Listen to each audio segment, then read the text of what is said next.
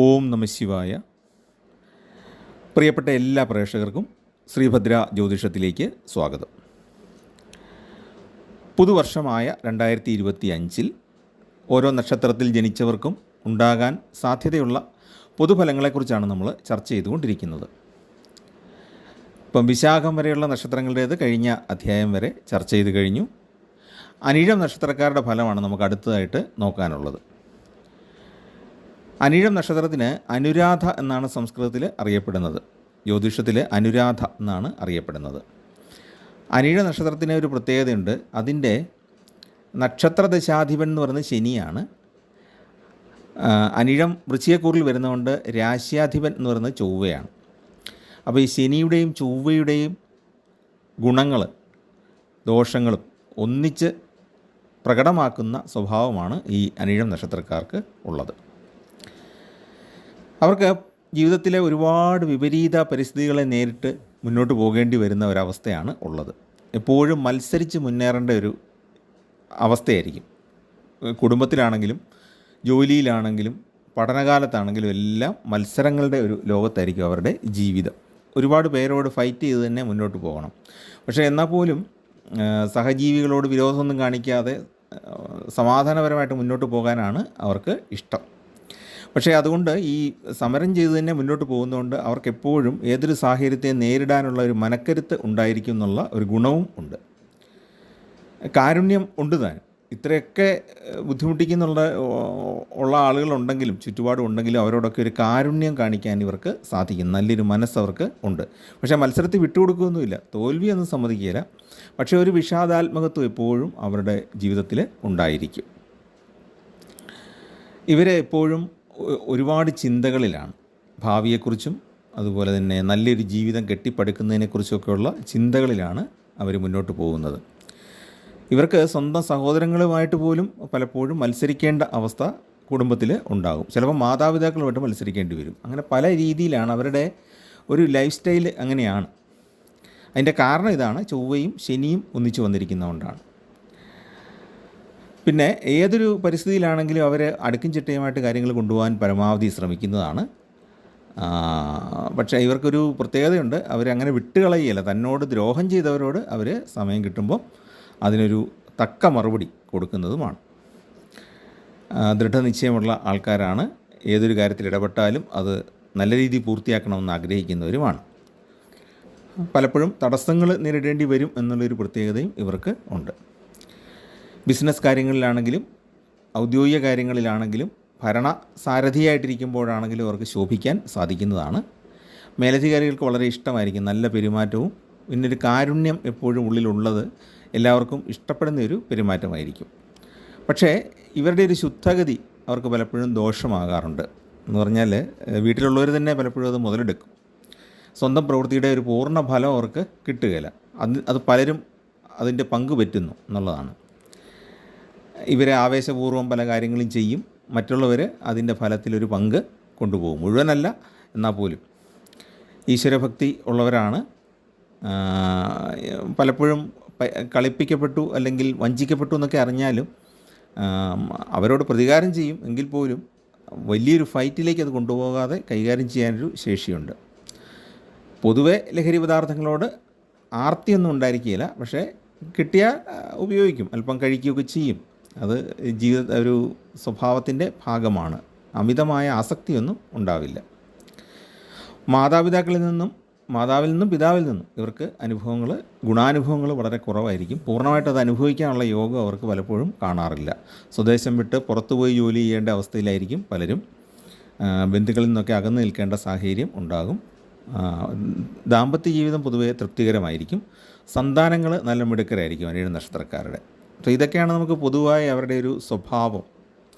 ഈ അനിഴ നക്ഷത്രം വൃശ്ചികക്കൂറിലാണ് പൂർണ്ണമായിട്ടും ഉൾപ്പെടുന്നത്. അവർക്ക് വർഷാരംഭത്തിലെ ശനി 4-ാം ഭാവത്തിലാണ് നിൽക്കുന്നത്. അതായത് വൃശ്ചികം, ധനു, മകരം, കുംഭം എന്ന് പറയുന്ന മൂലത്രികോണമാണ് ശനിയുടെ. ഇവർക്കാണെങ്കിൽ ശനിയുടെ ആധിപത്യമുള്ളൊരു നക്ഷത്രവുമാണ്. അപ്പോൾ കണ്ടകശനിയാണ്.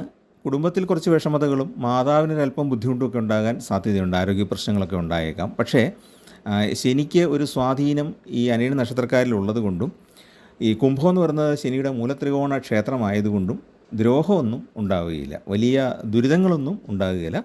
അല്പം തടസ്സങ്ങളോ ചെറിയ ചില ബുദ്ധിമുട്ടുകളൊക്കെ ആയിട്ട് അങ്ങ് മാറിപ്പോവും. അതുപോലെ തന്നെ വ്യാഴം ആ സമയത്ത് 7ാം ഭാവത്തിൽ സഞ്ചരിക്കുന്നത് കൊണ്ട് തന്നെ ഇവർക്ക് ആ രീതിയിലും വലിയ ബുദ്ധിമുട്ട് ഉണ്ടാവുകയില്ല.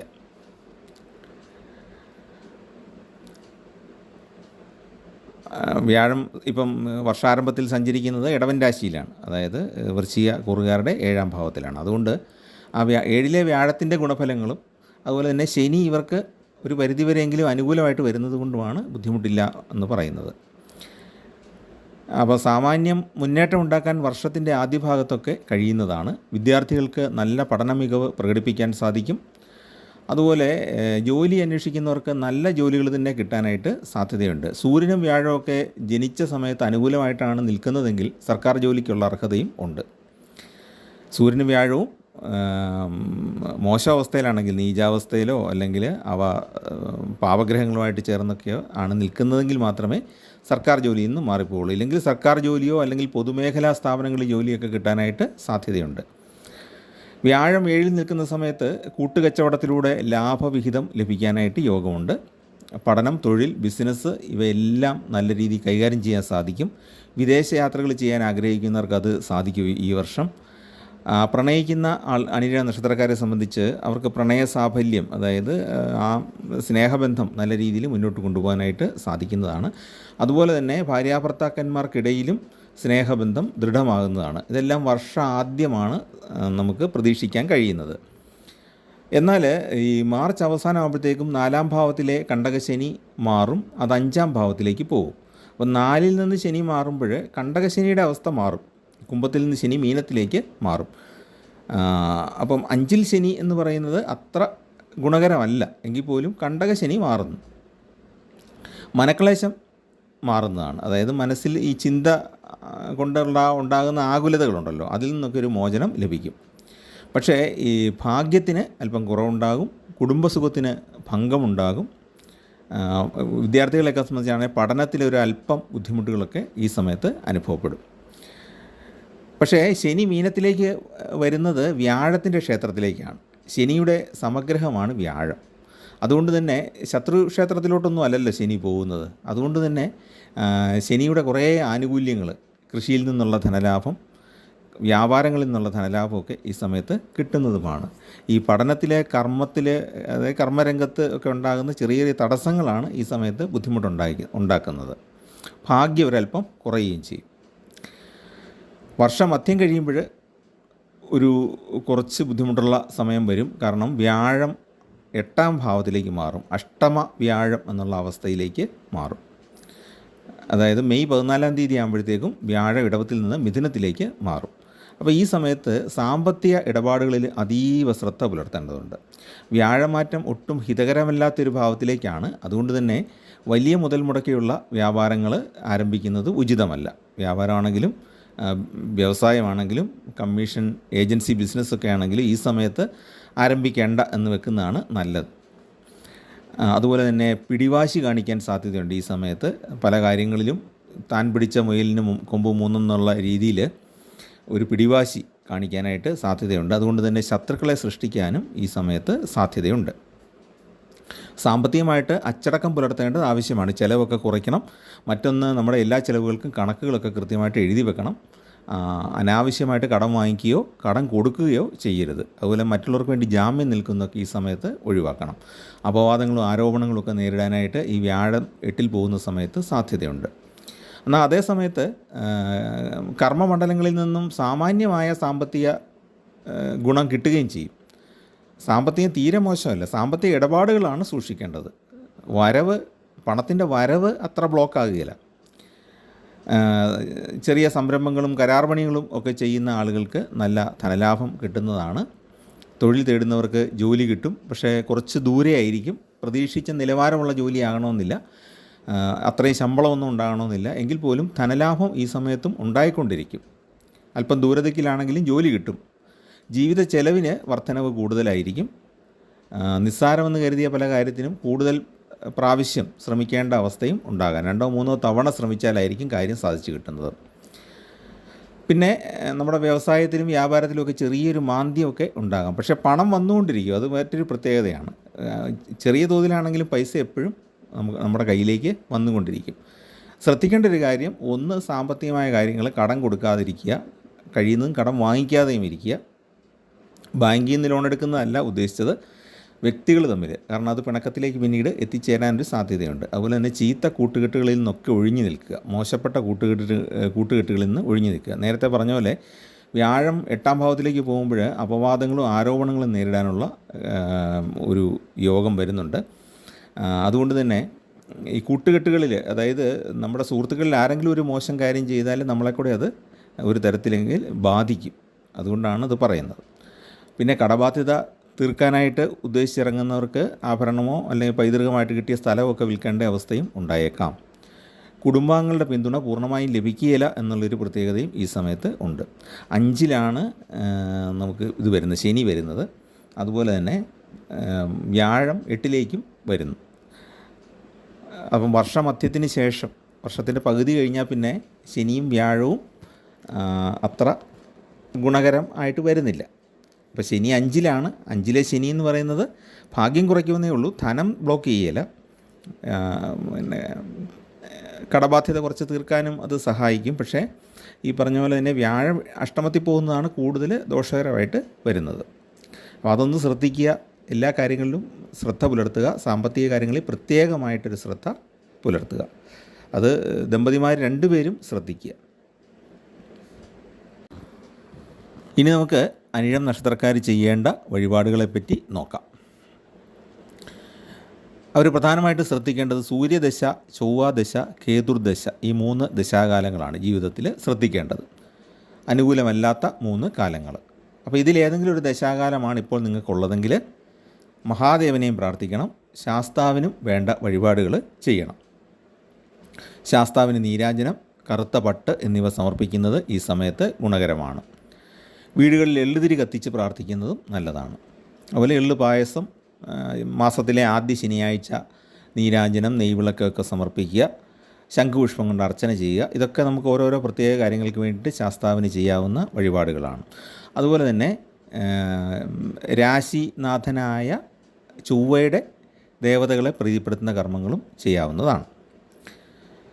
പക്കപ്പിറന്നാൾ തോറും ശിവക്ഷേത്ര ദർശനം നടത്തിയിട്ട് വഴിപാടുകൾ ചെയ്യുന്നത് ഉത്തമമാണ്. പ്രതിസന്ധികളുണ്ടാകുമ്പോൾ ദേവീഭജനം നടത്തുന്നതും വളരെ ഉത്തമമാണ്. ചൊവ്വയുടെ പ്രതീകങ്ങളാണ് സുബ്രഹ്മണ്യ സ്വാമിയും ഭദ്രകാളി ദേവിയും. അപ്പം അങ്ങനെയുള്ള ദേവീക്ഷേത്രത്തിലും സുബ്രഹ്മണ്യ ക്ഷേത്രത്തിലുമൊക്കെ ദർശനം നടത്തുന്നത് നല്ലതാണ്. ശിവന് ശംഖാഭിഷേകം ചെയ്യുന്നത് മാനസികമായ പ്രയാസങ്ങളിൽ നിന്ന് മോചനം പെട്ടെന്ന് ലഭിക്കാനായിട്ട് ഗുണകരമാണ്. പിന്നെ സുബ്രഹ്മണ്യ ഗായത്രി, ഭദ്രകാളി സ്തുതി എന്നിവ നിത്യവും ചൊല്ലുന്നത് ശത്രുദോഷങ്ങൾ ഇല്ലാതാക്കാൻ ഏറ്റവും നല്ലതാണ്. കഠിനമായ ശത്രുദോഷം അനുഭവപ്പെടുന്നുണ്ടെങ്കിൽ ദേവീക്ഷേത്രത്തിൽ രക്തപുഷ്പാഞ്ജലി, വിളക്ക്, മാല, കടുംപായസം എന്നീ വഴിപാടുകൾ ചെയ്യുക. രക്തപുഷ്പാഞ്ജലി, വിളക്ക്, മാല, കടുംപായസം ഇത്രയും ചെയ്തു കഴിഞ്ഞാൽ ശത്രുദോഷം നന്നായിട്ട് കുറയും. വിഷ്ണു നാമം ജപിക്കുന്നതും വിഷ്ണു ക്ഷേത്ര ദർശനം നടത്തുന്നതും നല്ലതാണ്. വിഷ്ണു നാമം നമുക്കറിയാവുന്നത് ജപിച്ചാൽ മതി. ഇനി സഹസ്രനാമമൊക്കെ നന്നായിട്ട് മനഃപ്പാഠമാക്കിയിട്ടുള്ളവർ നന്നായിട്ട് മനസ്സിൽ ഭഗവാനെ കണ്ട് വിളക്കിന് മുമ്പിൽ സ്വസ്ഥമായിട്ടിരുന്ന് നാമം ചൊല്ലുക. ക്ഷേത്രത്തിലാണെങ്കിൽ എവിടെയെങ്കിലും ആൾത്തിരക്കില്ലാത്ത ഒരു സ്ഥലത്തിരുന്നുകൊണ്ട് ഭഗവാനെ മനസ്സിൽ ദർശിച്ചുകൊണ്ട് ആ നാമം ജപിക്കണം. അപ്പോൾ അത് ദോഷം മാറ്റാനായിട്ട് വളരെ ഉത്തമമാണ്. പ്രത്യേകിച്ച് ഈ അഷ്ടമ വ്യാഴം തുടങ്ങുന്ന സമയമുണ്ടല്ലോ, മെയ് 14-ാം തീയതി, മെയ് പകുതി കഴിഞ്ഞിട്ടുള്ള സമയം. അപ്പോൾ ആ ഒരു സമയത്ത് വിഷ്ണു ഭഗവാനെ പ്രാർത്ഥിച്ച് ഒരു താമരമൊട്ട്, തുളസിമാലയൊക്കെ സമർപ്പിച്ചിട്ട് വിഷ്ണു സഹസ്രനാമം നന്നായിട്ട് ജപിക്കുക മനസ്സിൽ ഭഗവാനെ കണ്ടുകൊണ്ട്. അപ്പോൾ ആ ദോഷങ്ങൾ നന്നായിട്ടൊന്ന് മാറിപ്പോവും. പിന്നെ ശനിയാഴ്ചയും അനിഴ നക്ഷത്രവും ചേർന്ന് വരുന്ന ദിവസം ക്ഷേത്രത്തിൽ ദർശനം നടത്തുന്നത് നല്ലതാണ്. വ്രതം അനുഷ്ഠിക്കാൻ കഴിയുന്നവർ അത് ചെയ്യാവുന്നതാണ്. ശനീശ്വര പൂജ നടത്തുന്നത് നല്ലതാണ് നവഗ്രഹ ക്ഷേത്രത്തിൽ. പിന്നെ അനിഴം നക്ഷത്രവും അതിൻ്റെ അനുജന്മ നക്ഷത്രങ്ങളായ ഉത്രട്ടാതി, പൂയം നക്ഷത്രങ്ങളിൽ ക്ഷേത്ര ദർശനം നടത്തിയിട്ട് വഴിപാടുകൾ ചെയ്യാം. നമ്മുടെ സാമ്പത്തിക സ്ഥിതിക്ക് അനുസരിച്ചുള്ള വഴിപാടുകൾ ചെയ്യുക നല്ലതാണ്. ഹനുമാൻ ചാലീസ ചൊല്ലുന്നത് നല്ലതാണ്. ഹനുമാൻ മന്ത്രങ്ങളൊക്കെ ജപിക്കുന്നത് നല്ലതാണ്. ഹനുമാൻ സ്വാമി നമ്മുടെ തടസ്സങ്ങളൊക്കെ മാറ്റിത്തരുന്നതാണ്. പിന്നെ നമുക്ക് ചെയ്യാവുന്ന ഒരു റിച്വലുണ്ട് എന്ന് പറഞ്ഞാൽ ഒരു ചടങ്ങ്, അതായത് പശുക്കൾക്ക് ആഹാരം കൊടുക്കുക. അത് അനിഴ നക്ഷത്രക്കാർക്ക് വളരെ നല്ലതാണ്. പശുക്കൾ എന്ന് നമ്മൾ പൊതുവെ പറയുമ്പം നമ്മുടെ വീട്ടിൽ പാൽ തരാൻ വേണ്ടിയിട്ട് വളർത്തുന്ന പശുവുണ്ട്. അതല്ലെങ്കിൽ മൃഗങ്ങൾക്ക്, പക്ഷി മൃഗാദികൾക്ക് എന്ന് നമുക്ക് അത് വ്യാഖ്യാനിക്കാം. പശുക്കൾ എന്നാണ് അവയെ പറയുന്നത് സംസ്കൃതത്തിൽ. അപ്പം എന്താണെങ്കിലും നാൽക്കാലികൾക്ക്, പക്ഷികൾക്കുമൊക്കെ ഭക്ഷണം കൊടുക്കുന്നത് വളരെ ഉത്തമമാണ്. അപ്പോൾ ഈ ദോഷങ്ങൾ മാറിപ്പോകാൻ വേണ്ടി അത് വളരെ നല്ലതാണ്. ശനിയുടെ ഈ മാറ്റവും വ്യാഴത്തിൻ്റെ അഷ്ടമരാശിയിലേക്കുള്ള മാറ്റവും ഉണ്ടാകുമ്പോഴുള്ള ദോഷം കുറയ്ക്കാനായിട്ട് ഈ വഴിപാടുകളും ഈ ആചാരങ്ങളുമൊക്കെ വളരെ ഉത്തമമാണ്. അപ്പോൾ ഇതാണ് നമുക്ക് അനിഴ നക്ഷത്രക്കാരുടെ 2025 പൊതുഫലമായിട്ട് പറയാനുള്ളത്. ചാനൽ ഇഷ്ടപ്പെട്ടെങ്കിൽ ദയവായിട്ടും സബ്സ്ക്രൈബ് ചെയ്യുക. ഇതുവരെ സബ്സ്ക്രൈബ് ചെയ്യാത്തവർ ദയവായിട്ടതൊന്ന് ചെയ്യുകയും നിങ്ങൾ ആ ബെൽ ഐക്കൺ കൂടെ പ്രസ് ചെയ്താൽ നിങ്ങൾക്ക് എല്ലാ നോട്ടിഫിക്കേഷനും ആ സമയത്ത് തന്നെ കിട്ടുന്നതാണ്. വീഡിയോ പബ്ലിഷ് ചെയ്യുമ്പോൾ തന്നെ നിങ്ങൾക്ക് അത് കിട്ടുന്നതാണ്. നിങ്ങളുടെ സുഹൃത്തുക്കൾക്കും അയൽക്കാർക്കൊക്കെ ഒന്ന് ഷെയർ ചെയ്ത് കൊടുക്കുക. എല്ലാവർക്കും ഈശ്വരാനുഗ്രഹം ഉണ്ടാകട്ടെ എന്ന് പ്രാർത്ഥിക്കുന്നു. എല്ലാവർക്കും ഈ വർഷം ഏറ്റവും ഐശ്വര്യപൂർണ്ണമാകട്ടെ എന്ന് പ്രാർത്ഥിക്കുന്നു. നമസ്കാരം.